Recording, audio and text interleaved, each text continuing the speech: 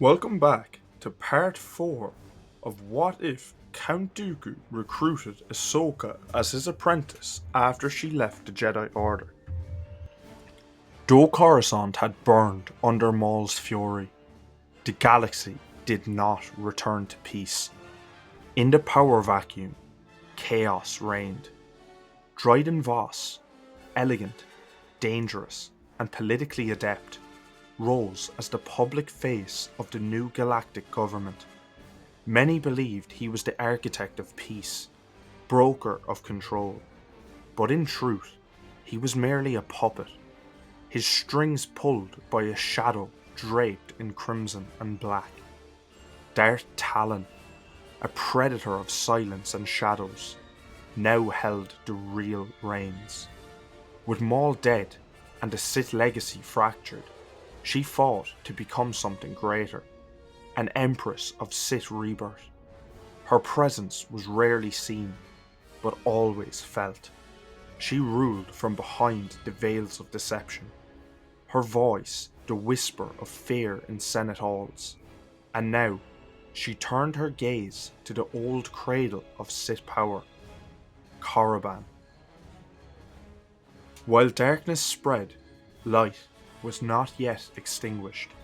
On Dagobah, beneath its dense fog and ancient trees, Obi-Wan Kenobi and Yoda returned to their roots, not as wanderers, but as builders.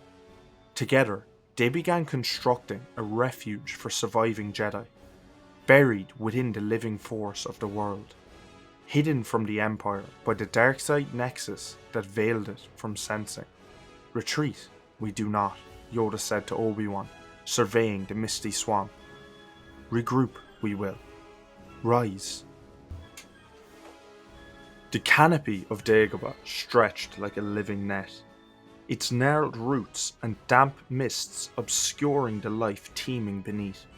In the heart of the bog stood the beginnings of a sanctuary, a haven for Jedi, but the true power that masked them was the very darkness beneath their feet. Obi-Wan stood at the edge of a murky pool, feeling the dark side pulsating beneath the surface. The cave, infused with ancient, unnatural energies. Masks our presence, it does, Yoda confirmed. Shadows shielding light. Irony strong, but necessary it is. Word had spread, quietly, like whispers carried by the Force. A safe haven, a place for the lost to return. And they came. The first was Jocasta Nu, scared and weary. I fled the temple archives the night of the purge. I sealed the holocrons. I swore the Order's knowledge would not fall to tyrants. Then came Tera Sinube, stooped with age, but firm in spirit, his saber cane clutched tightly. I hid among the criminal underworld, until the shadows turned too dark even for me. Then, from the forest of Harun Kal, Depa Billaba arrived, shielding her young Padawan, Caleb Doom, whose fear mingled with defiance. We held as long as we could, she said. The people hid us, rebels in the making. Each Jedi came with stories, of loyal systems, of sympathizers, of scattered clones who had fought alongside them, of hope and of loss. But none would be as powerful as the next arrival. It began with a signal, an encrypted ping only known to those who had once served under Skywalker. It was a risk, but one Obi-Wan agreed was worth taking. 3 days later, a gunship landed outside the Dagobah perimeter. The ramp descended. Captain Rex stepped into the midst, helmet tucked under his arm. His armor was scorched, his face older, more human than ever. General Skywalker, Rex said when he saw him. Anakin stepped from the shadows, his cloak drifting behind him like a phantom. They faced each other, in silence for several seconds. Rex spoke first, voice cracking. We heard. We thought you were gone. Anakin nodded solemnly. We almost were. And Ahsoka? Rex asked, his eyes searching Anakin's face. Did she make it? Silence. Anakin's jaw clenched. He looked away. She fought to the end. Rex staggered back a step. No. No, he whispered, his grip tightened around his helmet. She was the best of us. Anakin placed a hand on Rex's shoulder. She died for something. We won't let her down. Behind Rex, members of the 501st emerged from the ship. Jesse, Kix, Apple, Dogma, survivors. Loyal to Skywalker. Loyal to the Jedi. Loyal to something higher than the Senate. The galaxy had branded them traitors, but they had not betrayed their hearts. From Dagobah, messages were sent, discreet and encrypted. Padme Amidala, hidden in the Senate's ruins, became the voice of the rebellion. With Bail Organa and Mon Mothma, she formed a political alliance with the Jedi remnant. They will listen to you, Obi-Wan told her. They always have. She nodded. Then let's give them something worth listening to. Soon, planetary systems began to rise. Onderon, Lothal, even parts of Naboo. The rebellion was no longer rumor. It was fire. But the fire needed warriors. Anakin would lead them. The occupation of Ryloth had turned into open slavery. Clones under Dryden Voss's command executed Twi'lek leaders and burned villages to the ground. That ended the day the Resolute, retrofitted and ghost painted, dropped out of hyperspace. Anakin stood at the bridge, Rex beside him. Drop us in low, he ordered. They won't see it coming. The 501st descended like avenging angels, blue and white armour charging through smoke and chaos. AT-TEs rumbled across crimson soil. Ryloth's people joined the fray, inspired by the return of Jedi. Anakin moved like vengeance incarnate. His lightsaber carved a path through tanks and troopers. He felt his anger surge at what the war had done, at the betrayal of the Republic. When a commander ordered the execution of a village elder, Anakin struck him down without hesitation. There was another way, Rex murmured. Not anymore, Anakin replied, eyes shadowed. The Siege of Chandrila, a fortress world, turned into a surveillance state under Voss's rule. Spy droids monitored every word.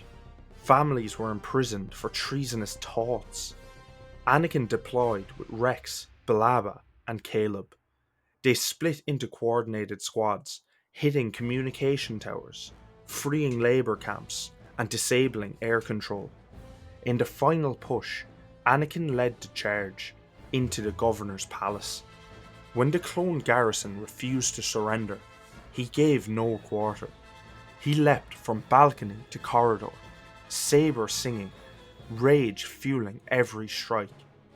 When the battle ended, bodies lined the marble halls. Anakin stood alone at the top of the tower, cape whipping in the wind. Mustafar, now a weapons manufacturing hub, guarded by elite Crimson Sentinels loyal to Darth Talon. I'll take this one, Anakin said before the briefing. Alone? Obi-Wan questioned. I know what I'm doing. He landed amidst black ash and fire. The lava flow seemed to call to him, whispering the past. He could still feel Ahsoka's final scream echoing through the Force. His blade ignited. Anakin tore through their defences, disabling gravity cores, tearing apart droid foundries.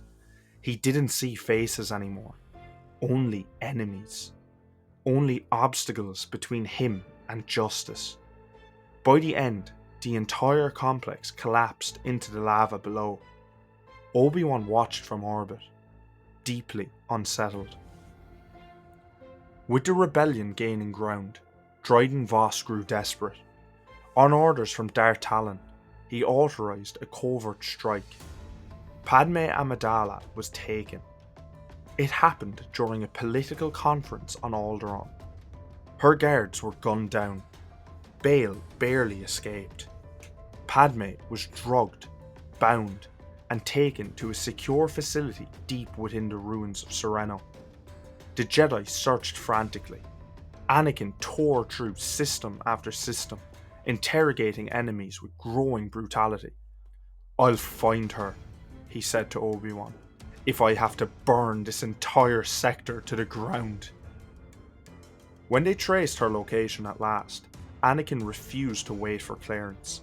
He descended on Sereno, alone. The facility was a fortress, housed in the ruins of Count Dooku's castle, surrounded by cannons and troops. They had expected resistance. They were not ready for Skywalker. The gates exploded in a thunderous wave of light and fury. Anakin strode through the inferno, his saber ignited, his fury boundless. Blaster bolts curled around him like storms around a mountain. He did not deflect them. He absorbed them, reflected them, destroyed them. He was a blur of blue lightning and rage.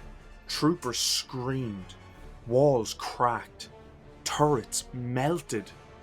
In the upper levels, Padme, chained and weak, sensed something was wrong. Her captors were shaken. Anakin reached a final corridor.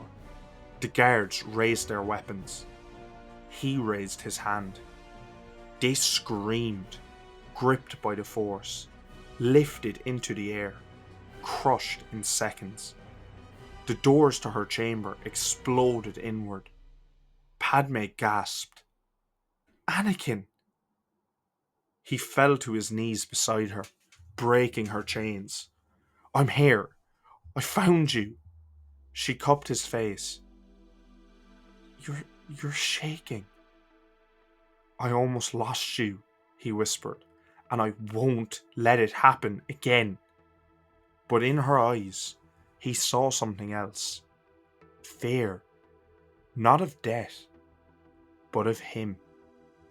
Far away, a cold wind howled across the desolate wastes of Korriban. Darth Talon knelt before shrines of old. Carvings of Marka Ragnos, Tulak Hord, and Ajunta Paul flickering in the torchlight. She opened herself to the ancient force, her body surrounded by red mist and crumbling tombstones. She sought power beyond life, a union with the past. "I offer blood. I offer legacy. I offer vengeance," she intoned. The shadows deepened, and in the darkness, a voice returned. "You seek Dathomir." Talon stood and disappeared from the war. She travelled to Dathomir, where red mist curled her like the breath of the dead. She knelt before an ancient altar, surrounded by totems of bone and shadow. The wind whispered. A voice echoed. "Mother Talzin." "Speak, child," the ghost murmured, "and I shall guide you." Talon bowed her head. It is time to return the one true king. Lightning danced through the mist. Rituals began. Maul would rise again. Drop the scenarios you would like to see in the comments, and I will pick one every week for Fan Friday. I hope you enjoyed this video. See you in the next one.